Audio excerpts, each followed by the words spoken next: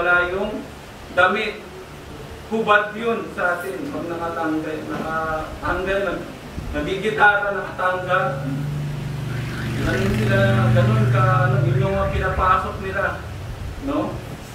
Fornicator. Okay? Hindi yung nag-aasawa. Kung sino-sino lang ang girlfriend, boyfriend nun. Okay? Matatanda, bata, sports na yun.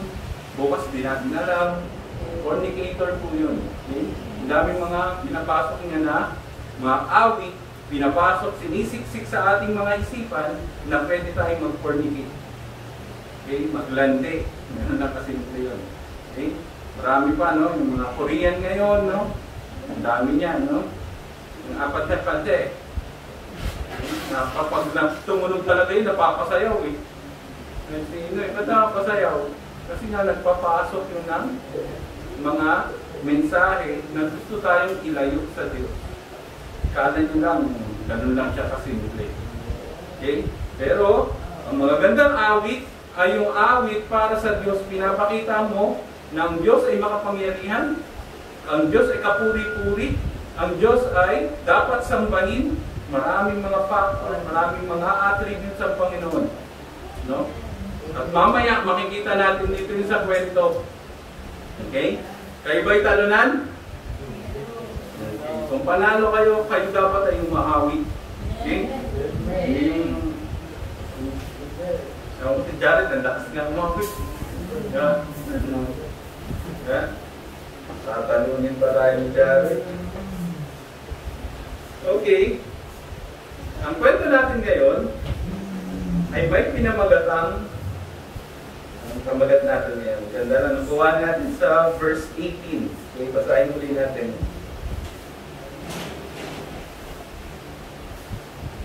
Okay, pabasa po. And when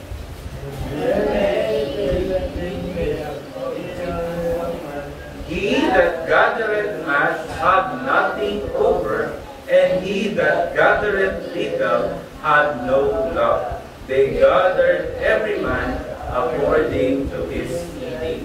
Okay? Sino nakakain ng ano? Fiesta. Sino nakakain ng fiesta? Nakakain na ng fiesta? Masarap ba pag kumain ng fiesta? Sarap nun, ano? Sa Manila, wala kaming ganun kaanong fiesta, pero meron doon mga kainan ang tawag buffet. Pag binasa mo buffet. Okay? Pero ang spelling nun, ang basa doon, buffet. Pero pag in-spell mo, buffet. Okay? B-U-F-F-E-T. Buffet. Okay? Buffet. Ibig sabihin ng parang fiesta yun. Mas matindi pa yun sa fiesta. No? Kwento mo po nga sa inyo, di ba?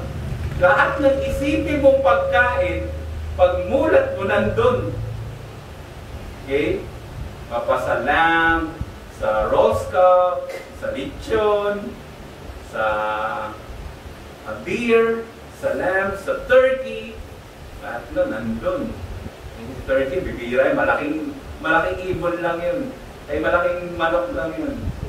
Yung turkey, di ba? Pag tinignan mo, malaki siyang manok. Ngayon dito naman, yung kwento dito, maliit na manok. Oil. Okay? Pero ganun din yun, pag inadobo mo yun, pareho sila ng lasa nun. May certain na lasa lang daw, mas masarap daw yung quail. Okay?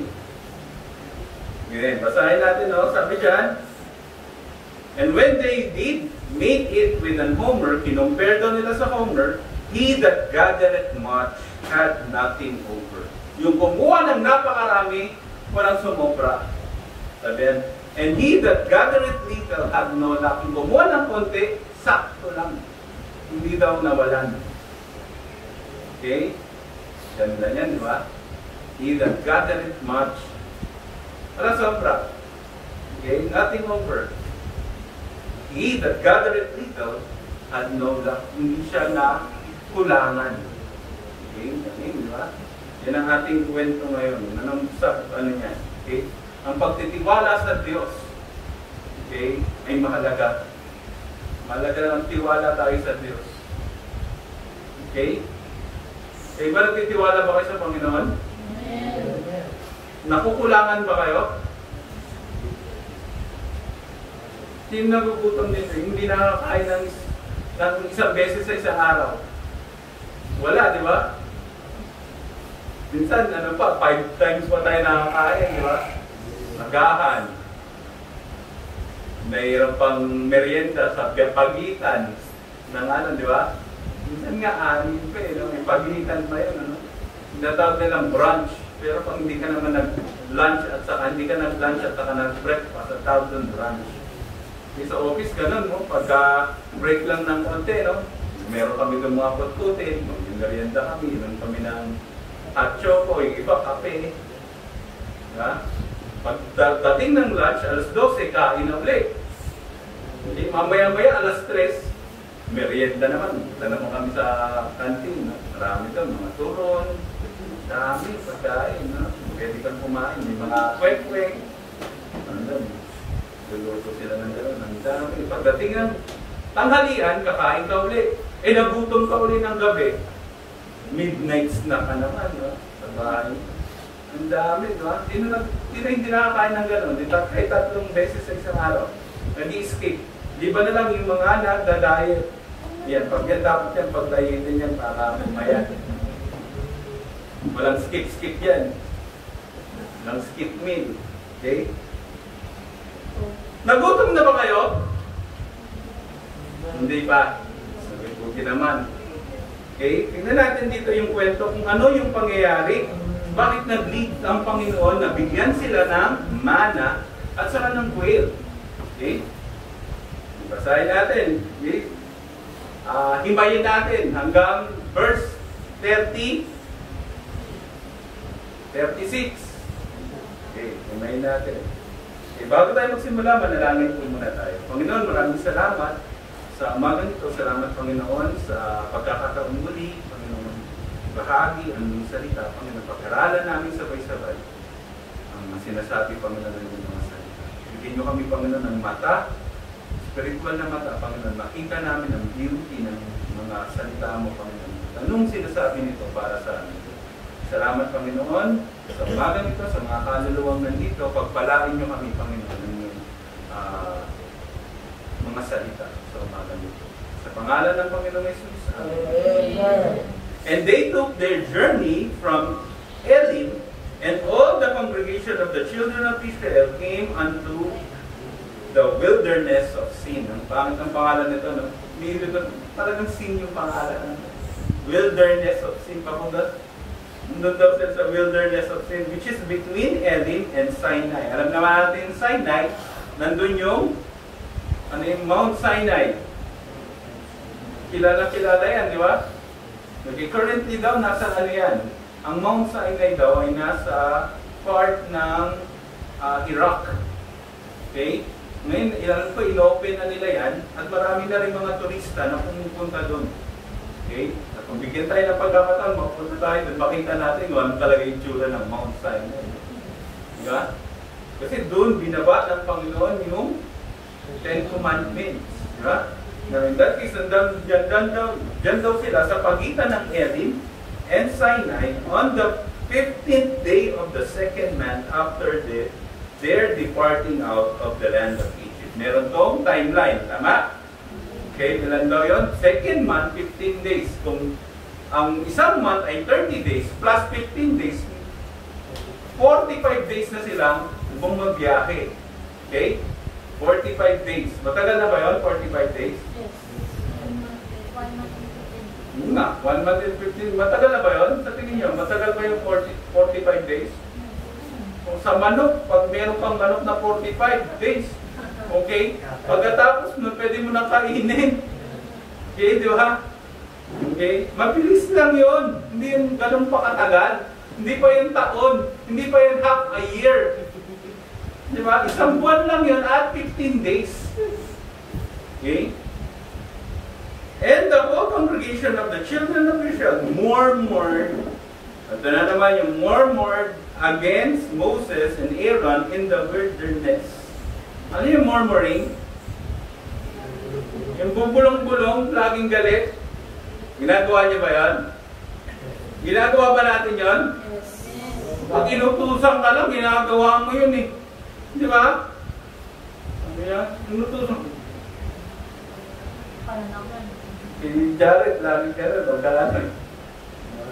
pag nagalitan, gano'n, nagmumurmur. Kasi bata pa yan. Pero, tinuturuan natin, huwag niyang gagawin nyo kasi yan ay rebellion.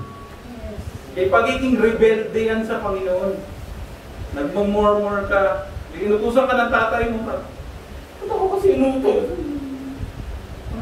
Nagmimiagaan ako eh. ML ako eh. Busy ako eh.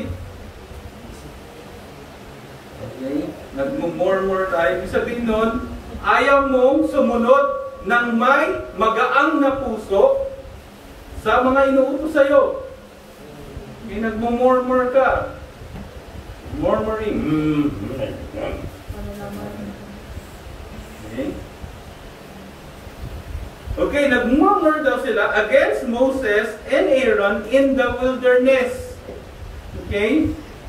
Bakit daw sila nagmurmur? Okay? And the children of Israel said unto them, would to God we have died by the hand of the Lord in the land of Egypt, when we sat by the flesh pots, and when we did eat bread to the full. Okay? Bakit daw sila nagmumurmur? Nagutom lang sila. Alam niyo nagutom? Sino dito nagugutom? Naku, lagi yan, gutom. Okay? Pag nagugutom, sino may mga tao dito? Pag nagutom, yung gutom pumupunta sa utak. May mga ganun ba? May mga ganun. No? Pag nagutom, iba na yung templado. No? Tupakin na. Ano yung tupakin? Mga lalaki, maganda kayo.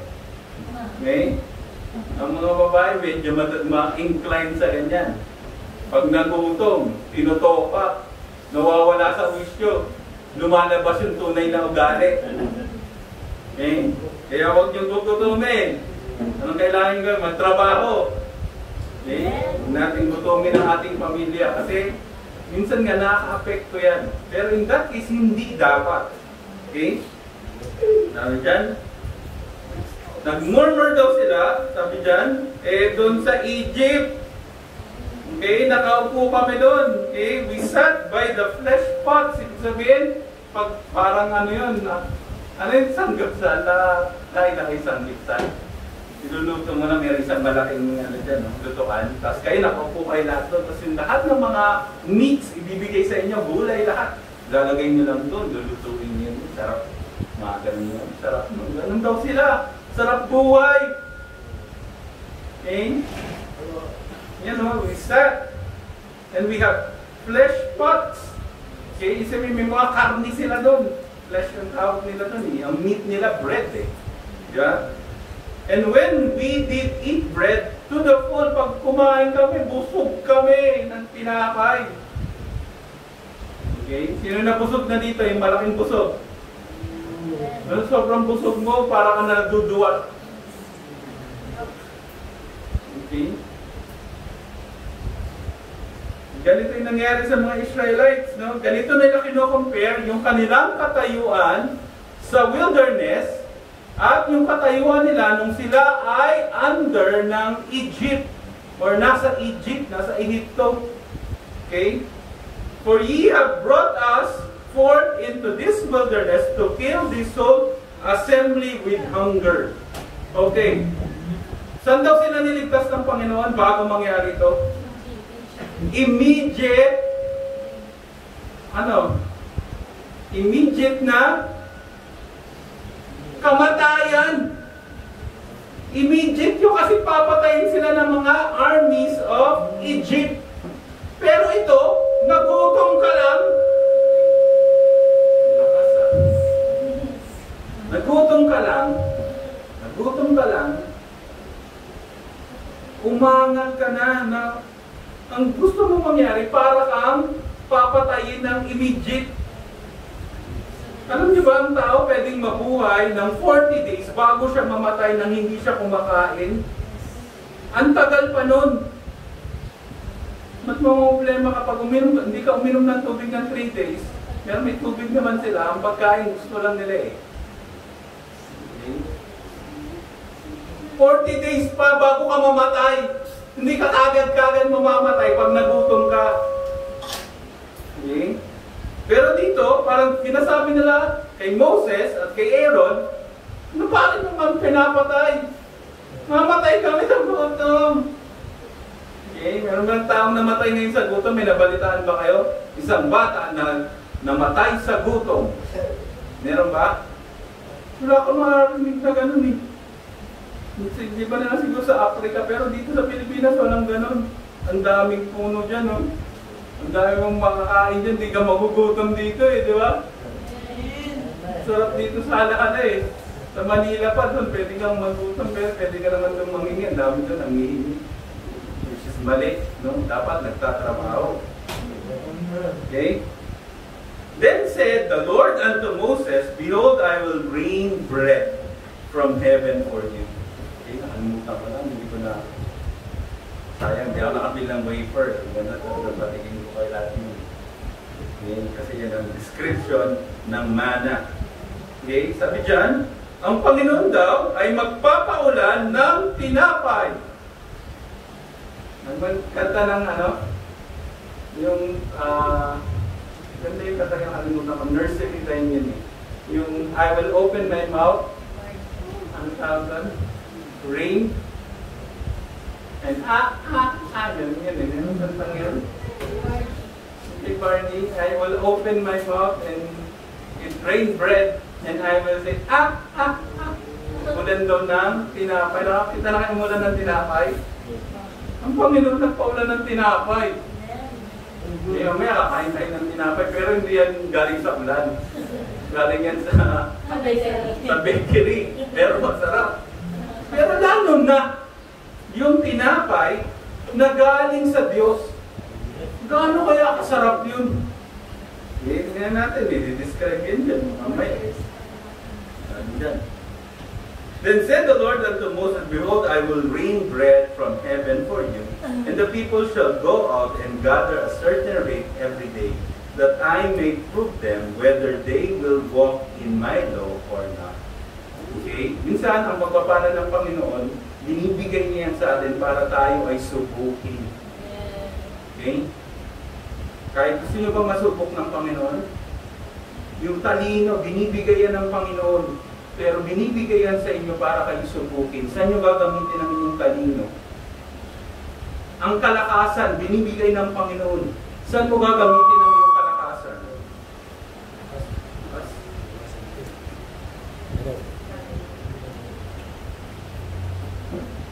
Ano pa mga binibigay sa atin ng Panginoon?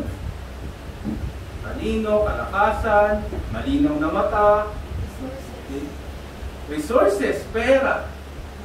Pag binigyan ka ng pera ng Panginoon, saan mo gagamitin? Rapi, binigyan ka ng 1 million ng Panginoon, saan mo gagamitin? Isipin mo lang. Meron kami itong isang manager dun sa aming work. Siya ay presidente ng tumatakbo run, smart running team. Okay, medyo malaki siya, pero ang tinatakbo nun, 50 kilometers, gano'n. Ang isang full marathon, 34 kilometers lang. 36 ba? 34. Basta gano'n lang. 36 kilometers lang. Pero siya, beyond 36 kilometers. Or beyond the marathon. Yung marathon, napakahirap po nun. Okay? Beyond pa siya, tumatakbo 60 kilometers. Ano mo ang ginagawa niya? Pag binigyan ako ng Panginoon, nanalo daw siya sa loto ng ganitong halaga, kunyari 800 million. Anong gagawin niya? Hanggang sa matapos siya dun sa takbo niya, iniisip niya kung ano yung gagawin niya dun sa pera na yun. Natatapos niya yung run niya. Eh tayo kaya? Pag binigyan kaya tayo ng Panginoon ng pera, ano ba yung gagawin natin? Okay? Yan, iiwan ko sa inyo. Okay? Palaisipan. Anong gagawin mo? Bigyan ka ng Panginoon ng 10 million. Ano kayang gagawin mo? Ay, wala na ako dito sa alaala. Hindi na ako pupunta dito. Hindi na ako papakita sa inyo. Baka hingihan nyo pa ako. Di ba? Anong gagawin mo?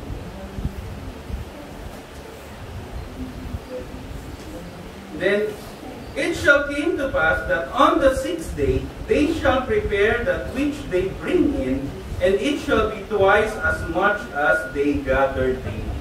Okay? Araw-araw, magpapaulan daw ang Diyos ng tinapay galing sa langit. Okay? Pero on the 6th day, okay, dapat daw doble yung kukuhanin mo. Okay? Ganun ba tayo? Panginoon? Okay? Ang Panginoon, pag nagbigay siya, sapat. Tama? Hindi ko kulang, hindi susobra. Okay? Yun din ang panalangin ni Paul. Pag binigyan mo ko, Ama, wag sobra. Hindi ko nanalangin ng gano'n. Si Paul ba yun? Amen. Pagpunta ko laging sino yung... Sabi niya, wag mo akong payamanin ng sobrang yaman at wag mo rin akong paghirapin na sobrang hirap. Kasi pag yumaman ako, baka makalimutan kita, at pag naghirap ako, baka sumbatan kita. Okay? Ang Panginoon nagbibigay sapat. Okay? Ayon sa ating kakayahan. Okay? Sino gusto magpagamit sa Panginoon dito? Sino ba magpagamit sa Panginoon? Pag ginamit kayo ng Panginoon, bibigyan kayo ng maraming skills para maging kagamit-gamit kayo. Yun yung parable of the talent. Eh. Diba? Pag yung mas marami, naging tapat ka, mas maraming ibibigay sa'yo.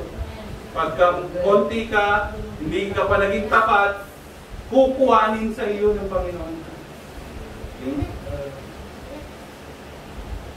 Tayo.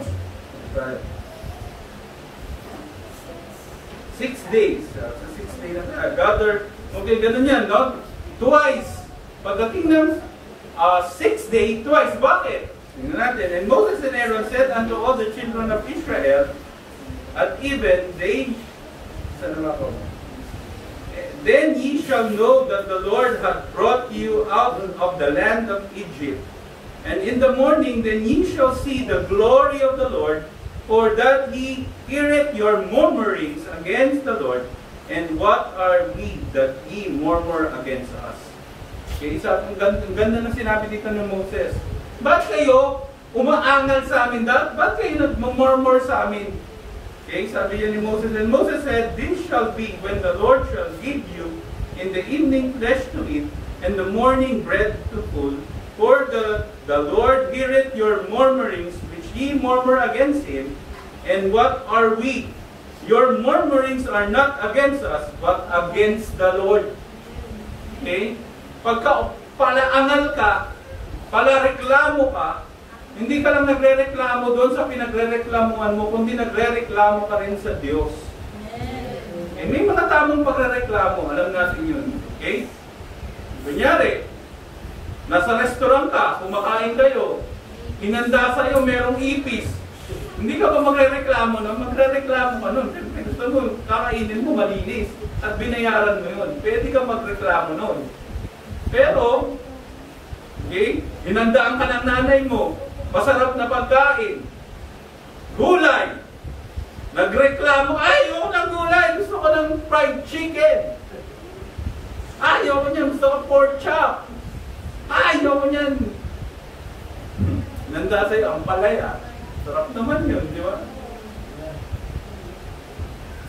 Minsan, may mga bagay na maling pagrereklamo.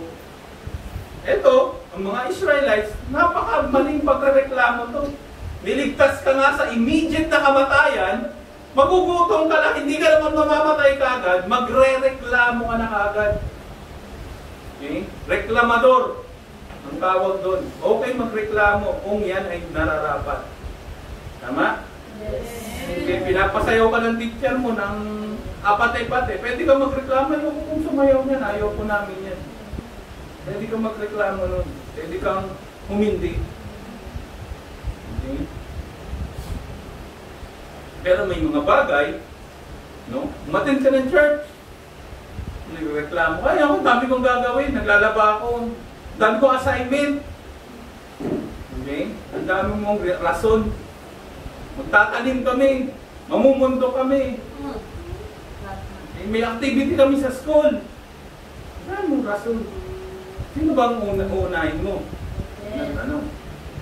Okay? And Moses said, "This shall be when the Lord shall give you in the evening flesh to eat, and in the morning bread to the food." Okay, sabi niya, ang ganda, no? Kung reklamador ka, ito, bibigyan ka ng Panginoon. Pero may condition yan. Hindi yan basta binibigay sa atin ng ganun lang. Binigyan ka ng talino. Binigyan ka ng lakas. Binigyan ka ng kakayahan. Lahat yan ay mayroong kondisyon. Gamitin mo yan sa Panginoon. At minsan, may mga kondisyon binibigay ang Panginoon sa atin. Matalino ka nga, huwag kang magbiyan. Maging mayabang. Yan ang mga tendency pagka matalino ka. Minsan nagyayabang. Ay, mas magaling ako sa mga to. Mas mataas yung tingin mo sa iyong sarili. Lest ye fall. Sabi ng Bible. Spiritual ako, mas spiritual ako sa kanila. Lagi ako nagbabasa ng Bible, hindi naman. Kunyari lang. Mas magaling ako, ginagamit na ako ng Panginoon. Ako na nagpapakanta dito, ako na nagigitara, ako na nagpapiano, ako na lahat.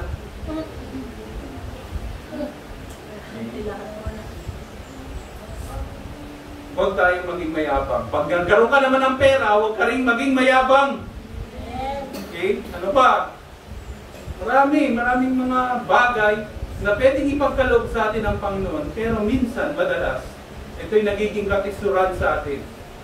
Okay? Mga Israelites, tingnan natin kung anong mga ugali meron sila.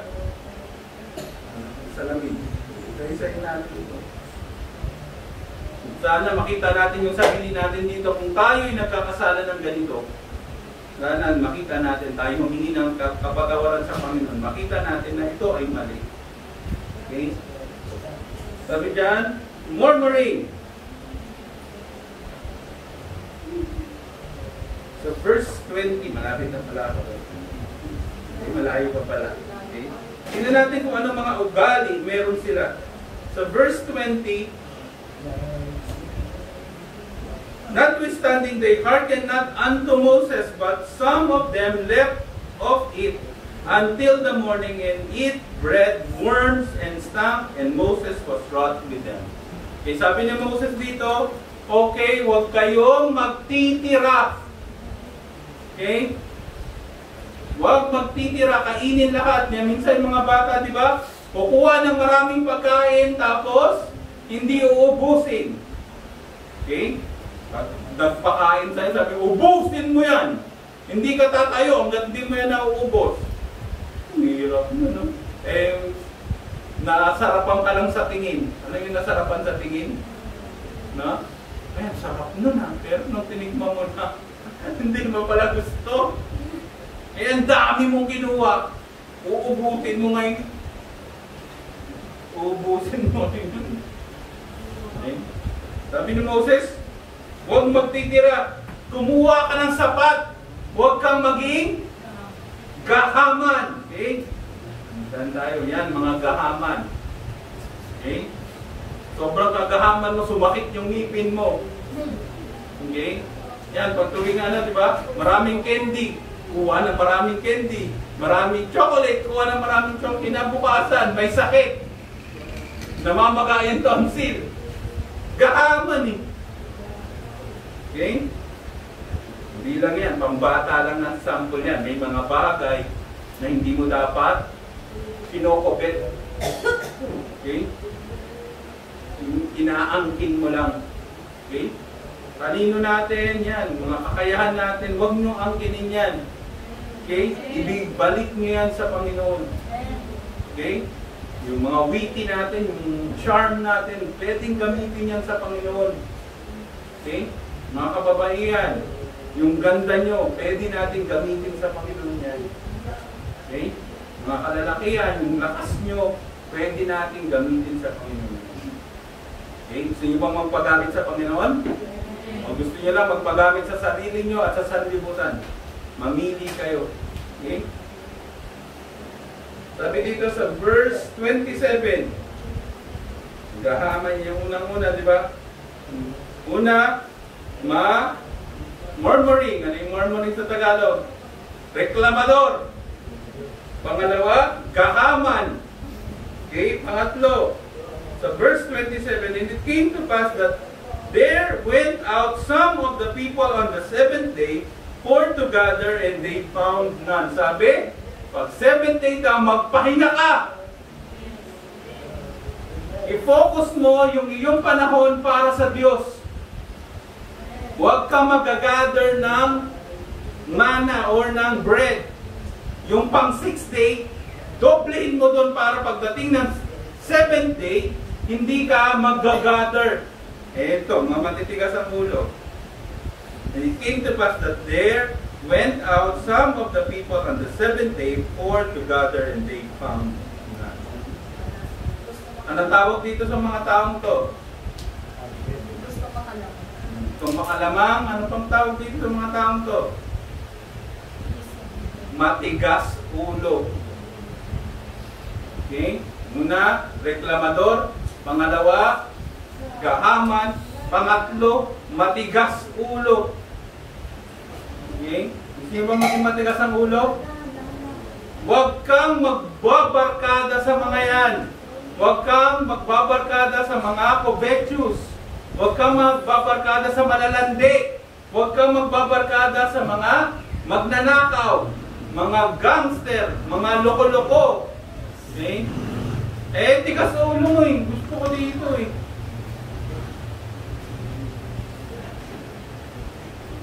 Barkadahan nyo nandito sa church. Yung umaattend dito, yan ang magandang barkada. Okay?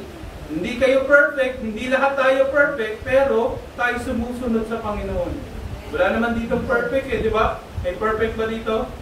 Wala, lahat tayo nagkakamali. Pero sa biyaya ng Panginoon, sumusunod tayo sa mga salita niya at sa Panginoon Jesus. Okay? Gusto niyo ba yung maging ganyan? Una, reklamador. Pangalawa, ano yung pangalawa? Gahaman. Pangatlo, tigas ulo. Okay?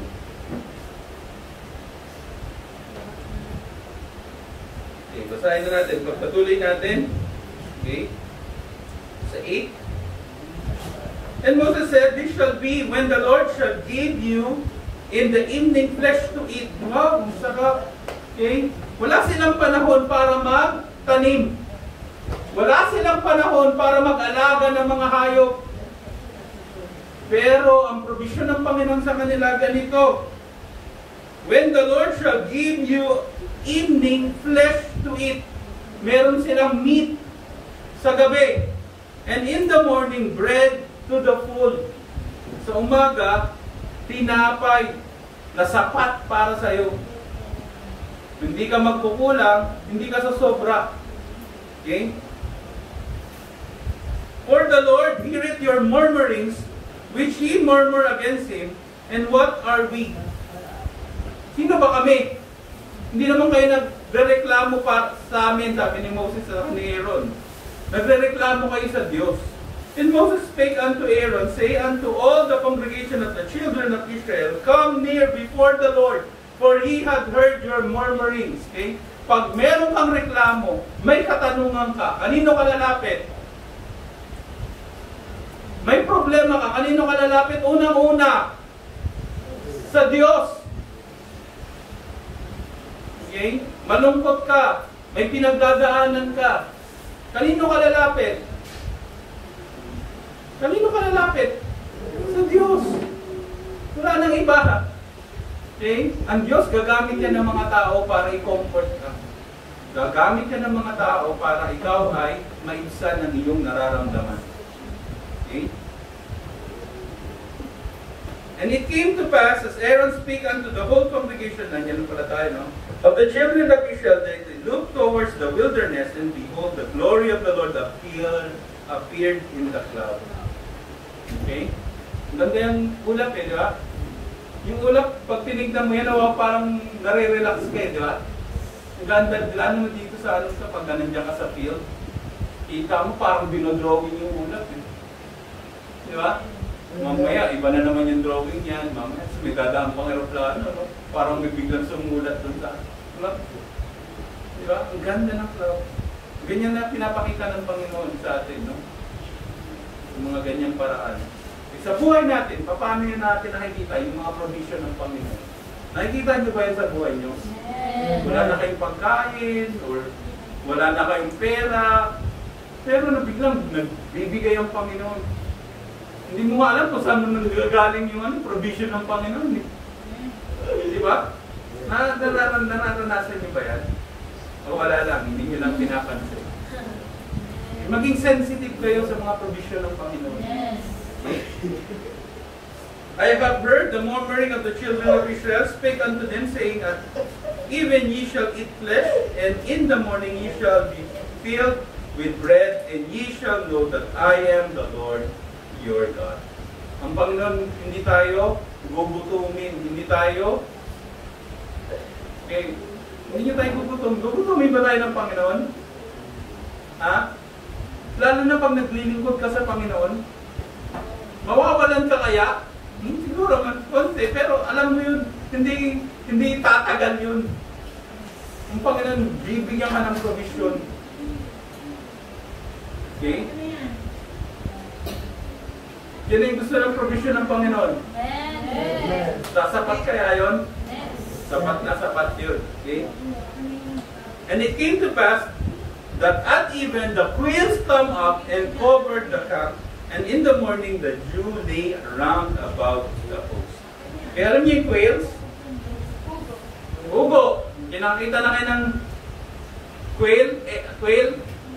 Gano'ng kalaki yun? Gano'ng kalait? Ganito lang siguro kalaki yun. Maliit na manok. Yung manok, palitin mo. Quail yun. Kaya yung itlog niya, kung ganyan kalaki, yung quail egg ganun. Itlog pugo. Sarap nun, di ba? Lagyan mo ng kote, tapos isapsaw mo sa kwek-kwek yun. Yun yung quail. Pinaliit lang yun ng manok. Ang sarap yun. Okay, lahat ng klase ng luto ng manok, maluluto mo sa quail. Okay, roasted quail, merong fried chicken quail, nakakapag-fried chicken na sila naman. Pinola, apritada, dami pwede mo lutuin, kare-kare. Okay? Masarap yun. Galing yun sa Panginoon. Okay? Sabi niyan, yung quails daw come up. Okay? Tingnan natin dyan sa Numbers. Tingnan natin yung paano dinescribe. Yan. Okay, yung quails. Sa Numbers 11.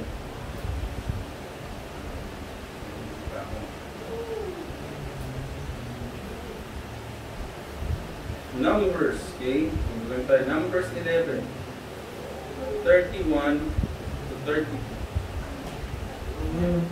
Nabasa. And there went forth a wind from the Lord, and brought quails from the sea, and let them fall by the camp, as it were a day's journey on this side, as it were a day's journey on the other side, round about the camp, and as it were 2 cubits high upon the face of the earth. 32. And the people stood up all that day, and all that night, and all the next day, and they gathered the quails. He that gathered these gathered 10 homers, and they spread them all abroad for themselves round about the camp. Ganun karami. Hindi yung isang quail lang. Sabi doon, a day's journey. Yung layo, pag naglakad ka, buong araw ka maglakad, yun yung layo na dami ng quail na binigay ng Panginoon. Okay? Kung iba nun, ang dami nun. Okay? Yan sa Psalms 78. Natin yan sa Psalms 78:27. Psalm 78:27.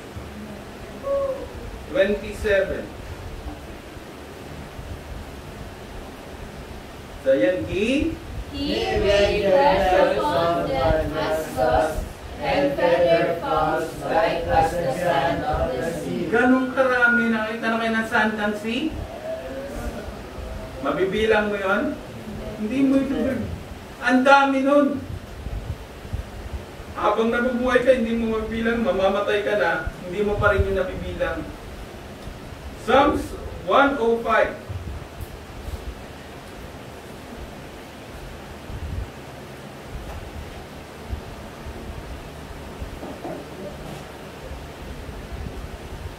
Psalms 105:40. Basa. The people asked and he brought quails, and satisfied them with the bread of heaven. Okay, kombinasyon. Meron kang quail, may meat ka, meron kang bread. Okay? Nakakain na kayo ng food, bread. Kaya nakakain na, no? Yung bread, nilagyan ng mga meat ng manok, tapos nilagyan ng mga gulay. Ang tawag doon, Subway. Nakakain Subway. Sarap nun. Ang laki ng bread mo, ganun, no? Tapos pag kinain mo, crunchy kasi yung gulay. Ganun ang naranasan ng mga Israelite. Magugutoming ka pa ng Diyos. Bibigay sa'yo ng Diyos yung pinaka-the best. Bibigay sa'yo ng Diyos yung pinaka... Hindi mo ma-imagine. No? Nagpa-travel ka, yung bread nahuhulog sa langit pag umaga, pag gabi naman, yung quails lumalabas. Ang saya-saya. Hindi ka magugutom. Magtiwala ka lang, huwag ka lang reklamador, huwag ka lang kahaman, at huwag ka lang tigas ulo. Okay?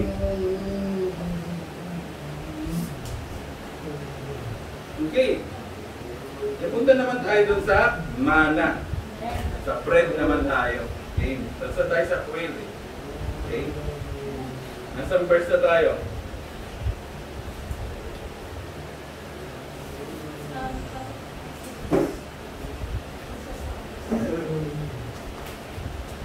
Sa Exodus 16.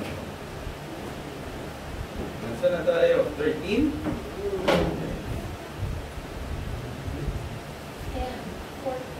14. And when the dew that lay was gone up, behold, upon the face of the wilderness there lay a small round thing, as small as the hoar-frost on the ground.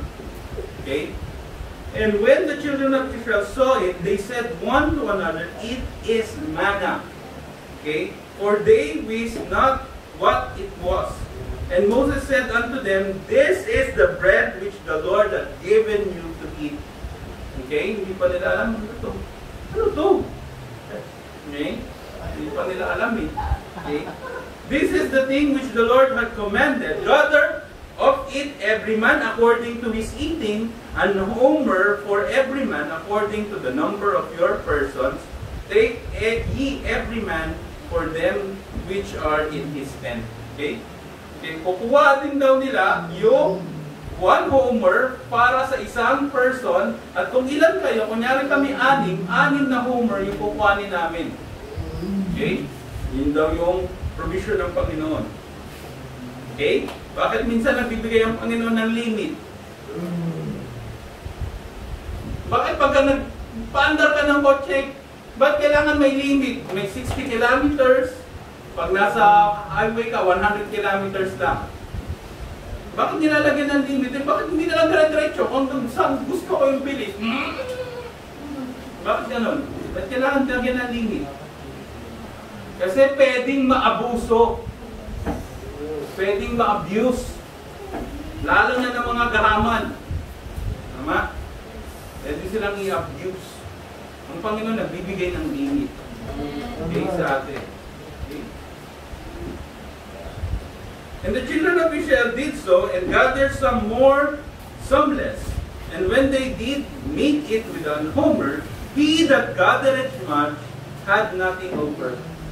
Nung sinukat nila, yung gumawa ng marami, hindi siya nagkaroon ng spill out, walang sobra.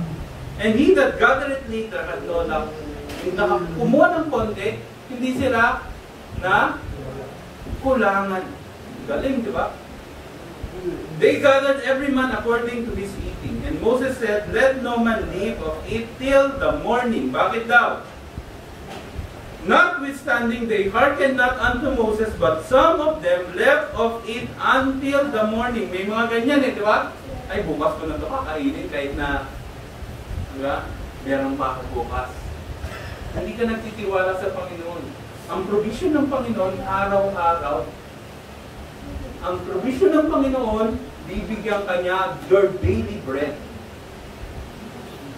Kaya dun sa, the Lord's Prayer, Our Father, who art in heaven, hallowed be thy name, thy kingdom come, thy will be done on earth as it is in heaven. Give us this day our daily bread. Okay? Bakit daily? Para palagi, araw-araw, magtiwala ka sa Diyos. Hindi sa mga inimpok mo, hindi sa mga tinago mo. Ay, for sure, kakain ako bukas. Meron akong tinago eh. Eh, wala pang rep nun eh. Di ba? Ngayon, yung tinago mo, sabi ng Panginoon, sisirain niya yun. Okay? Hindi yun yung provision niya para sa kanyang mana. Okay? Meron yun. Pang provision siya doon, from 6th day, pag nagtago mo ng 6th day, doble ng kinuha mo ng 6th day, in the 7th day, pwede mo siyang makain. Napakaganda ng provision ng Panginoon. Di ba? At sigurado ka sa galing sa Panginoon yun. Okay? Kaya tayo, inaano natin ito eh. Pinaghahandaan niyo ba itong Sabado? Sa inyo? Sabadista tayo dito. Pero pinapanalangin namin magkaroon dito ng service on Sunday. Nananalangin kami nila pastor, no? Sana magkaroon na dito ng service on Sunday. Okay? Yan ang panalangin namin. May hatipuin ng Diyos. Gagamitin ng Panginoon. Okay? Sa Sunday, magkakaroon dito ng service. Yan ang panalangin namin. Okay? Hindi tayo sa Batista. Joke lang. Saturday lang tayo nag-meet. Kasi ito yung pinaka-convenient time for us. Okay? Ano tayo? And they gathered in every morning, every man according to his eating, when the sun waxed hot in it melted. Okay? May provision. Pag kukuha ka, hindi sa gabi, hindi sa tanghali, kundi sa umaga. Bakit sa umaga? Kasi ang mga taong masipag gumigising ng umaga. Okay, madalas lang ha, kasi may mga trabaho ngayon, baliktad na eh. Ang trabaho, gabi. No? Mga support. Pero normally ang tao dapat gumising ng umaga. Pag ginising ka ng umaga, kung pungas ka pa, galit ka pa, masipag ka kaya nun? Masipag ka kaya na tao nun? Kasi nagpuyat ka nung gabi. Ine-expect ka, gumising ka ng umaga. Ano oras kayo nagigising? 4 o'clock, no? Maaga yun. Pero pag gumigising ka, ang pasok mo 6 o'clock, gigising ka 5:45. Pungas ka na nun. Okay? Ganun, gumising ka kasi 5. Kung dyan lang ang school mo, pero pag malayong school mo, mas gigising ka na maaga. Gusto nyo magkuhanin ng mga pagpapala ng Panginoon, late na kayo, wala na kayong maaabutan. Sabi doon, early birds catches the early worms. Pero wala nang late worms. Wala ka na aabutan. Pag lumiwanag na daw, yung mga mana ay nag-melt, nawawala, natutunaw. Gusto nyo ba yung pagpapalan ng Panginoon matunaw? Okay. Minsan tayo, gusto natin ganun eh. Hindi natin natatanggap, yung dapat na matanggap natin. Okay? And it came to pass that on the 6th day, they gathered twice as much bread, 2 omers for 1 man, and all the rulers of the congregation came and told Moses. Okay? And he said unto them, this is that which the Lord hath said, tomorrow, in the rest of the holy Sabbath unto the Lord, bake that which ye will bake today, and stay that ye will stay. And that which remaineth overlay up for you to keep until the morning. Yan yung provision ng Panginoon. Ang Panginoon, nandun pa rin. Pagpapala niya, sapat pa rin. Kahit na, alam mo na yung isang araw mo ay ibibigay mo sa Diyos at hindi ka kikita na para sa'yo. Pag ang Panginoon nagbigay, sasapat yun hanggang 7th day. Okay? Alam niyo, pag nagtrabaho na kayo, may tinatawag kami pecha de peligro.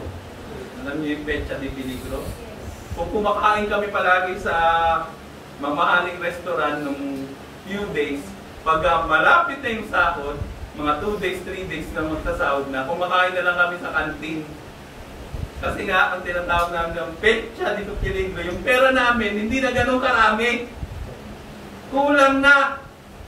Pero ang Panginoon, pag nagbigay siya, sapat. Okay?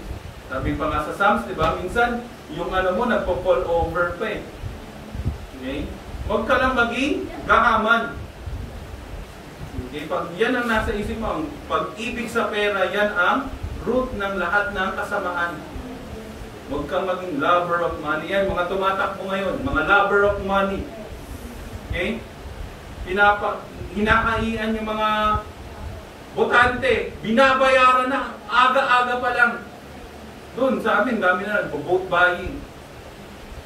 Okay? Mapakalaban, sino man, lahat sila pare-pareho. Ang gawan mo, kuhanin mo. Huwag mo iboto. I-block mo lahat doon. At least, ibulsa mo. Kasi pera ng bayan yun. Yung ginagamit din nila yung pera, kaya napakabilis nilang ilabas yun. Kasi mga gahaman. Okay? Gusto ng kapangyarihan, gusto ng mas maraming pera. Okay?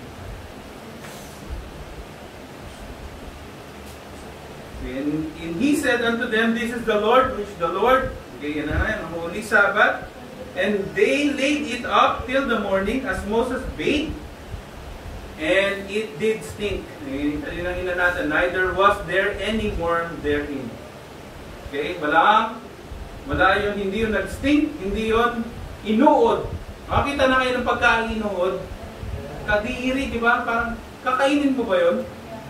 Yung iba gusto kumain ng gano'n. Natawag doon pagpag. Okay? Alam niyo yung pagpag? Yung kinain sa Jollibee. Di ba? Tapos iniwan na doon, may mga laman-laman pa yung iba doon. Ang gagawin ng mga tao doon, kukuhanin yun sa basurahan.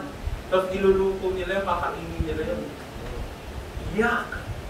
Kadiri! Hindi tayo kakain ng gusto ba natin ng gano'n? Pagpag? Hindi. Ang Panginoon hindi tayo bibigyan ng pagpag. Bibigyan tayo fresh. Every morning. Fresh every evening. Okay? Na pagkain. Ano tayo? And Moses said, eat that today, for today is a Sabbath unto the Lord. Today ye shall not find it on the field. Hindi mo makikita yan. Okay? 6 days ye shall gather it, but on the 7th day, which is the Sabbath, in it there shall be none. Okay? Kaya tayo, inaano natin yung buong linggo natin eh. Sino naka-attend na dito? Sa main, no? Sa San Mateo ng service. Buong araw doon, di ba? Inaalat natin yun sa Panginoon. Nag-aaral tayo ng salita ng Panginoon. Lahat yung ginagawa natin doon. Pinag-prepare na ng pagkain natin, kakain na lang tayo, magpa-practice tayo. Lahat ng ginagawa natin para sa Panginoon. Mag-share tayo ng gospel. Lahat yun. Inaalat natin yun sa Panginoon. Ang provision ng Panginoon nandun. Hindi pa kami doon na sa biyaya ng Panginoon na isang linggo hindi kami kumain. Yung pagkain namin doon, masarap na lunch, masarap na merienda. Lahat busog. Sa biyaya ng Panginoon. Ang provision ng Panginoon napakabuti. Ito na ngayon makukulit. And it came to pass that there went out some of the people on the 7th day for to gather, and they found none. Mga, ang tawag nito? Tigas ulo. Okay? And the Lord said unto Moses, how long refuse ye to keep my commandments and my laws? Okay? See, For the Lord, that the Lord hath given you the Sabbath, therefore he giveth you on the 6th day the bread of 2 days. Abide ye every man in his place. Let no man go out of his place on the 7th. Bakit na naubusan itong mga to? Maaring hindi sumunod, hindi kumuha ng pang 7th day. Maaring inubos nila. No? Gahaman eh. Kain ng kain, kinain lahat. Bukas meron naman ito eh. Okay? Eh, yung 6th day na, doon ka mag-iipon ng pang 7th day. Twice dapat yung kukuhanin mo. Pero hindi. Okay? Tigas ulo. So the people rested on the 7th day. Gusto nyo ba magpahinga ng 7th day? Gusto nyo ba magpahinga kasama mga kapatid? Lalo na ang Panginoon. Okay, ito, ginagawa natin to, pahinga natin to. Okay? Pahinga to ng ating kaluluwa. Okay? Rest to ng ating kaluluwa. Nag-aaral tayo ng salita ng Panginoon. Di ba? Pinapahinga natin ng ating kaluluwa. Parang katawan natin. Pag pagod na pagod ka na, anong pahinga ng katawan mo? Tulog. Para tayong natutulog. Okay? Pag natulog ka, mananaginip ka, di ba? Ito naman, spiritual. No, natutulog tayo at the same time, kumakain yung ating spirito. Okay? And the house of Israel called the name thereof manna, and it was like coriander seed, white, and the taste of it was like a vapor made by honey. Matamis, masarap. Galing sa langit eh. Ayaw, hindi ako bumili dito ng vapor. Next week, papatikin mo yung wine. Nakain tayo sabay-sabay ng vapor dapat. Sarap. Pero malayo yun sa sarap na galing sa langit. And Moses said, "This is the thing which the Lord commanded, fill an omer of it to be kept for your generation, that they may see the bread wherein I have fed you in the wilderness when I brought you forth from the land of Egypt." Okay, yung Panginoon palagi naglalagayan ng pananda. Okay, tinatandaan niya. Hindi para niya maalala, para maalala natin na ang kabutihan ng Panginoon ay nandun. Okay? Gusto nyo ba maalala ang kabutihan ng Panginoon? Ano ba ang mga ginawa na ng Panginoon para sa iyo? Naaalala mo pa ba yun? Dito, naglagay sila ng homer, nilagay nila yan sa tabernacle. Okay? And Moses said unto Aaron, "Take a pot and put an omer full of manna therein, and lay it up before the Lord to keep for your generation." So again, as the Lord commanded Moses, so Aaron laid it up before the testimony to be kept. Tinatago mo yun, diba? Yung mga kabutihan ng Panginoon, mga provision ng Panginoon, nagpapile yan sa puso mo, tinatago mo yan, para pag magkaroon ka ng problema, mahugot mo yan. Hugutin mo yung kabutihan ng Panginoon. Yung salita niya, tinatago natin sa puso natin, sinasaulo natin. Ba't tayo nagsasaulo ng salita ng Panginoon?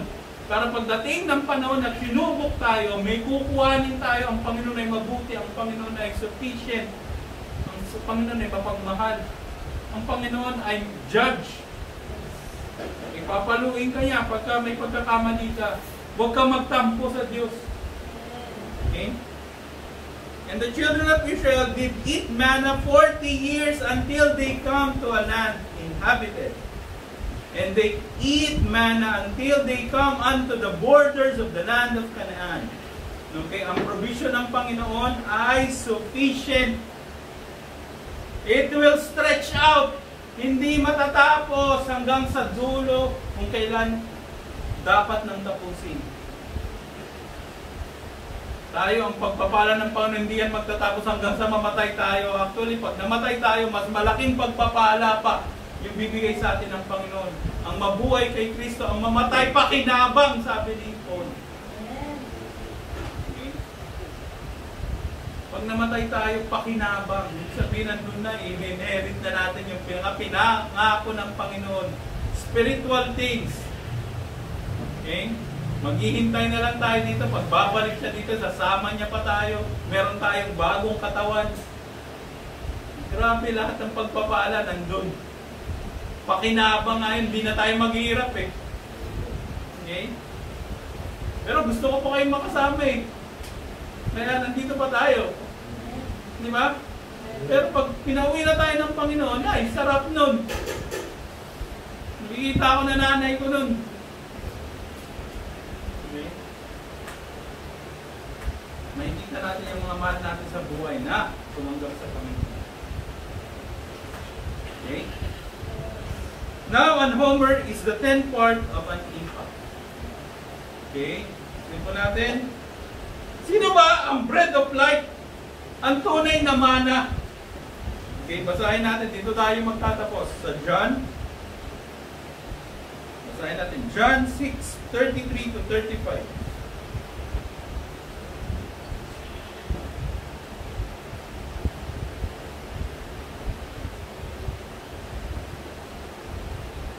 Babasa.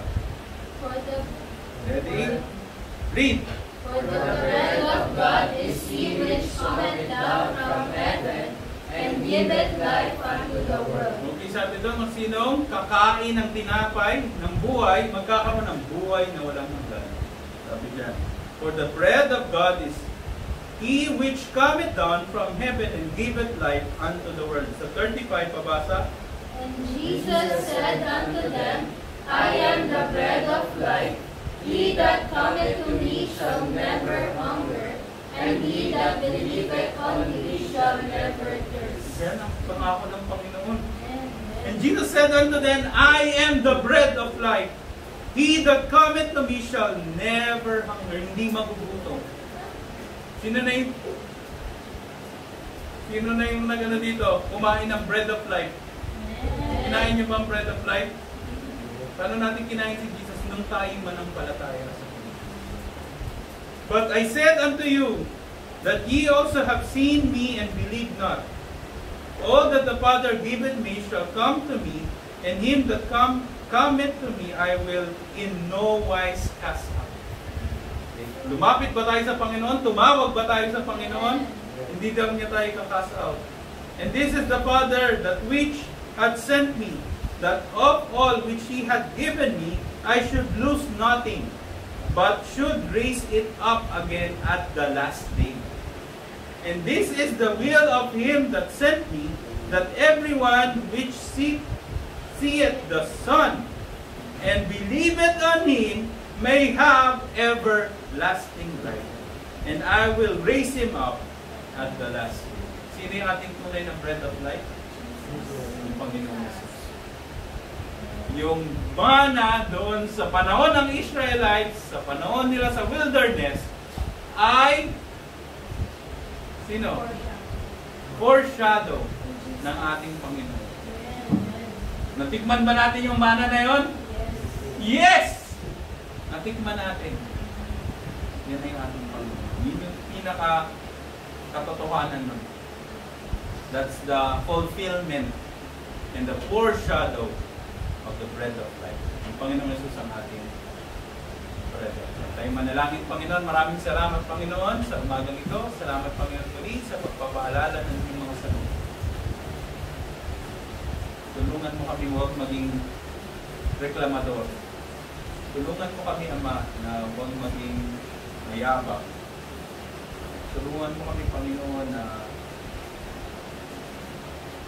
huwag magtiwala sa aming mga salud. Tulungan mo kami, Panginoon, huwag maging kahamay. Tulungan mo kami, Ama, huwag maging matigas ang ulo. Sumunod kami, Panginoon, sa mga pinananalis. Salamat, Panginoon, sa patuloy na paalala mo sa inyong mga salita. Kahit na ito'y nangyari sa Old Testament, Panginoon, alam namin na ito ay foreshadow lamang ng gagawin mo para sa amin ng New Testament. At yung mana na ito, Panginoon, ay natanggap namin. Salamat ang minahal mo kami. Maraming salamat po muli. Ingatan niyo, Panginoon, ang mga kaluluwang nandito, Panginoon. Ibalik niyo po kami muli next week. Ganun din, Panginoon, sa pagsasaluhan namin pagkain. Kayo po, Panginoon, ang maging pagpapala nito sa amin. Salamat po, Panginoon, muli sa umagang ito, sa aming pag-aaral ng inyong mga salita. Salamat po muli sa pangalan ng Panginoong Yesus.